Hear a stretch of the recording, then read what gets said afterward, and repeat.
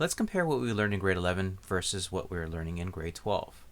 So in grade 11, when you were talking about an isolated system, just as a reminder, an isolated system is one where you're not adding any energy into the system or you're not removing it, you're just letting it do its own thing. It's kind of like taking this thing and letting it go and letting it experience its projectile motion. That's an isolated system, all right? And according to that, any change in kinetic energy plus any change in potential energy should net to a value of 0. That is the proper formula. All right, but in grade 11, you've probably never seen it this way. So what we're going to do is we're going to rearrange it so that it's back to the grade 11 format. Okay, delta means change in, so we need to have an EKF subtract an EKI. We also have delta EP, which is the change in your potential energy, and that needs to net to a value of 0 in an isolated system. Okay, so it doesn't look exactly like what you've seen in grade 11 yet, but let's just do a little bit of rearranging. Let's just take the terms that are negative and bring them over to the right-hand side. So it would look something like this. Finally, we'll just do a brief swap-rooney between the terms on both sides, and we end up with this formula here that you've seen back in grade 11. All right, total energy in is equal to total energy out. So that's how this formula is derived. All right, so this formula that you see in grade 11 originally stemmed from this formula here. All right. But in grade 12, we pretty much just start right from here. All right.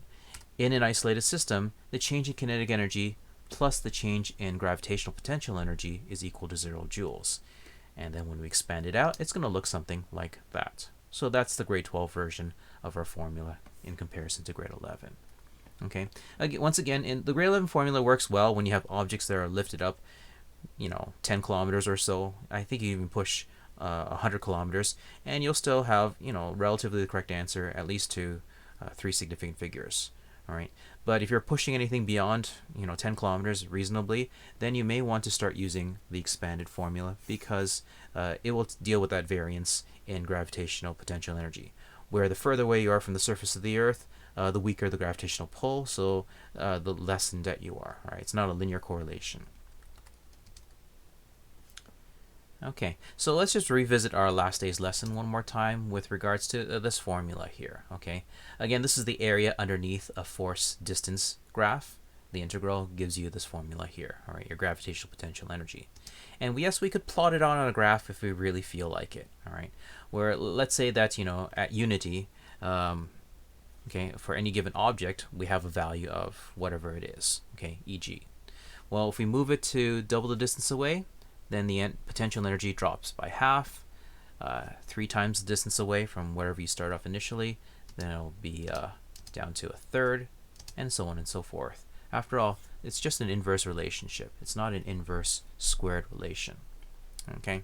Moreover, if you try to plot this out as a curve, it would look something like this. All right, which would very closely resemble this picture over here, which emphasizes that we are in an energy well.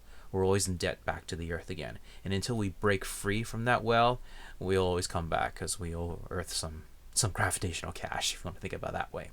Okay, just in comparison, just if you want to look at numbers, because I calculated this out earlier, I have this water bottle over here, and the gravitational potential energy at the surface of the Earth is about negative 31 megajoules. And if you want to know what a 1 joule is, well, if I take this water bottle here and I lift it about 20 centimeters, so about the height of the bottle itself, that's 1 joule of work. And it'll take 31 million joules of this. It currently has negative 31 million joules of energy. And again, that negative, it means that we're in debt right now, and we need to get rid of that debt to break free. So if you had an additional 31 million joules added to this, boom, it'll fly off to infinity and beyond. Okay, so effectively, the energy is how much energy is in debt. And yes, once we break free, then we can move on forever and ever.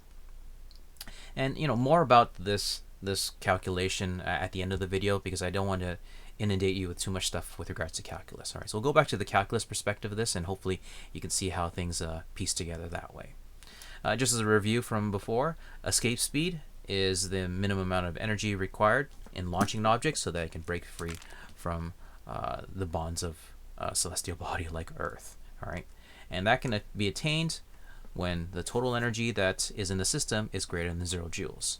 In other words, how fast you launch it at, plus how much it's in debt already, that since it's on the surface of the Earth, it must be greater than 0 joules, otherwise it'll come back to Earth again. All right, or if it's not great enough, it'll just orbit around the Earth. Okay, so if you launch it vertically, it'll come back to Earth. If you launch it at some sort of angle that's not vertical, then it'll create this weird, wacky looking orbit, all right, where it speeds up as it gets closer to the Earth and slows down as it moves further away. Okay, so yeah, let's just derive a formula for this like last day. All right, EK is equal to 1/2 mv squared. UG is equal to this formula we have on the top. All right, so we take the formula and we can just slowly isolate for V. And once you go off isolating for it, you end up with this formula here. Once again, as a reminder, if it's shaded in blue, this formula will be provided for you for any future quiz, test, or exam. All right, but if it's not shaded in, you'll need to sit down and derive out the equation yourself and show me all the work along with it. Okay, before we move on, we have to talk about black holes as well. What exactly is a black hole? You might have heard of it already. It's just simply a very massively dense object. It's so dense that not only do regular objects get sucked into it, even light gets pulled into it as well. And if light gets pulled into it, that means that we won't see the light at all. And that's why it looks like a black hole. That's where the name comes from. All right. With regards to black holes, there is a threshold of how far away you can be away from it that light can still pass through, all right, or an object still has a chance of orbiting around before falling in. And if you get too close to it, nothing, not even light, will have a chance to escape from it. It'll get sucked right in, and that's known as the Schwarzschild radius, all right. And just an example, let's just use Earth as our reference. Okay, and we've mentioned that this threshold is one where no object, no matter how hard you try, will be able to orbit around the Earth, around this very dense object. Instead, it'll get sucked in. Okay, and that's why we need to use these two equations over here. Okay, so we take these two equations and we slowly clean it up. That's all. Keeping in mind that we're trying to make an object travel as fast as it can, so even at the speed of light. So V will convert into C. The M's, they'll divide each other out. And we're just simply rearranging this for R. All right, and that's what the Schwarzschild radius is if you ever need to calculate that out. Just as an example for Earth, let's say we decide to crunch in all the values of Earth into this. So we now have the mass of the Earth, G is a constant and C is a constant. We sub it in, and you know what? Pause the video and try to see if you can get to the answer yourself. Did you get to the answer of 9 millimeters? All right, so if you take the entire Earth and you squish it and squish it and squish it, or for one thing, it has to be less than 9 millimeters in order to be a black hole. All right, so you got to make it smaller than 9 millimeters. So something about as thick as my pen over here. So take all the mass on this Earth that we're on right now, squish it to this amount of space right here, probably to a nib about this big. And now if you try shining light through it, light will make it through over here. Yes, it will arc and it'll bend. All right, there's something known as gravitational lensing, where the light will actually bend because gravity is so great. All right, on both sides, focusing the light on the other side. All right. But if that light gets too close to this, it'll just be absorbed in, and you're not going to see any light coming from the midpoint anyways. Okay, and that's the Schwarzschild radius for you, if you wanted to know that. There is a really cool video that talks about dark energy. That's another thing we need to talk about. Or sorry, dark matter. Physics Girl talks about it, but just to avoid any form of copyright infringement, I'm not going to play the video. Okay, there's her sound. All right, for our videos. But what I do want to summarize with regards to dark matter is that it has been observed that galaxies, I know I'm not the best artist, that looks better. Yeah, there you go. That looks like a galaxy. Okay. Galaxies, they have been observed to orbit around each other. But interestingly enough, when they orbit around each other and you do all the math, it seems like they're orbiting a lot faster than what they should.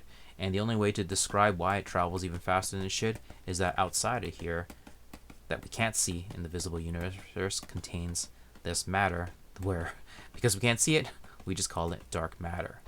And statistically speaking, of all the energy in our universe, 69% of it, I think, or 68% of it is dark energy. And 27% of it is dark matter. In fact, anything that we can visibly see, all that's left that remains visible, attributes to only about 5%. Okay. Again, more on this topic can be seen on that awesome video. Make sure you watch it.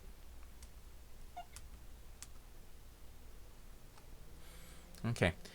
All right, now let's go off and derive some equations where unfortunately you need to show me how you derive them on any given quiz, test, or exam. All right.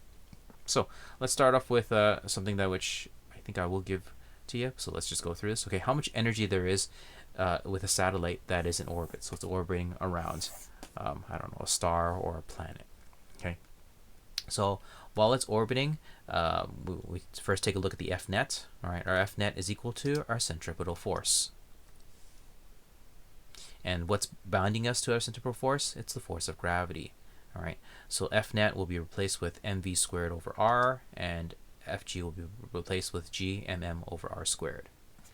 The m's divide each other out. One r divides out with another r on the other side, and then we can go off and simplify down to this. Okay, and we'll pause there for now.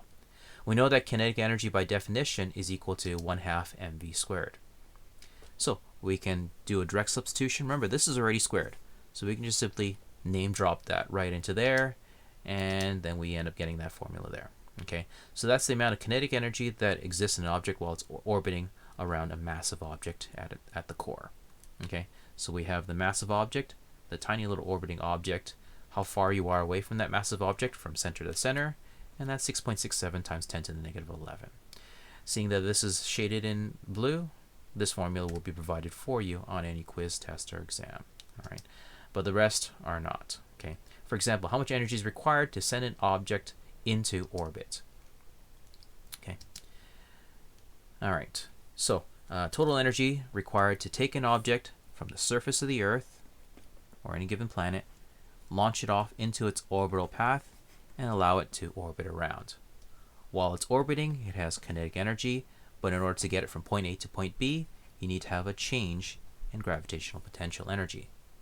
So, to take an object that's stationary on the Earth and to bring it into orbit, the total energy required is equal to whatever change in gravitational energy that's required to lift it up, plus the amount of kinetic energy while it is in orbit.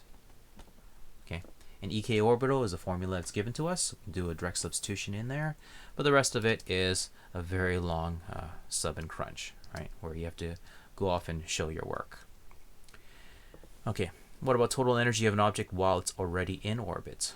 Well, if it's already in orbit, just be careful. A lot of people think that you just have EK orbit as the only energy that exists. All right, but don't forget that it also is in debt to the planet. All right, so not only does it contain kinetic energy, it also contains gravitational energy. So that's why the formula looks like that. And yes, these equations can be expanded out. Both of them can be, all right, to create this generic formula. But I need you to show me all this work when it comes to any quiz, test, or exam. All right, so show me how you arrive to it. Okay, so start off with a formula, sub it in, and if you want to do some, smarty pants move of simplifying the equation and factoring as necessary, go ahead, show me that you've done that. All right, and then after that, you can sub all the values in, and then, as they say, Bob's your uncle. All right. So make sure you show all your work. All right, and show me the formulas that you generated, that you use to generate the simplified formula if you decide to do that way. Okay, and no, there's no shame in just subbing everything into here and working it out. You could do it that way, but as I said from before, subbing in these crazy values like this, there's a high chance of making a mistake because these are all scientific notation equations, or scientific notation variables. All right, so they're really messy typing them into your calculator, so the chances of making a mistake are rather high.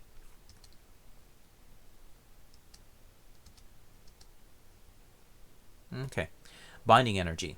All right, while an object is still in orbit, you could cause it to break free and let it travel to infinity and beyond. All right, so binding energy is that additional energy needed to make the object leave. All right, leave its orbit and just leave from that system. Okay, the orbiting system. All right, so it's just the additional energy that's needed so that you can net to a value of 0. In fact, we'll start off with a stationary example, and then we'll deal with one while it's orbiting. Okay, so this water bottle that I have over here, I already sat down and did the calculations. Currently, it contains negative 31 megajoules of gravitational potential energy. All right, so the only way for us to break free is to add in another 31 megajoules. In fact, you probably want to add in 32 megajoules because of rounding error over here. All right, so way more than 31 megajoules needs to be added into here in order to launch it off into space and expect it to never return again. Okay, So yeah, you could take the formula and yeah, there you go. Rearrange it, and that's what the formula will look like once you rearrange it. Okay.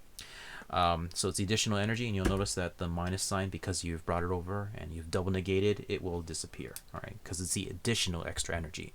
All right, so I need an additional positive 31 megajoules to launch this into space.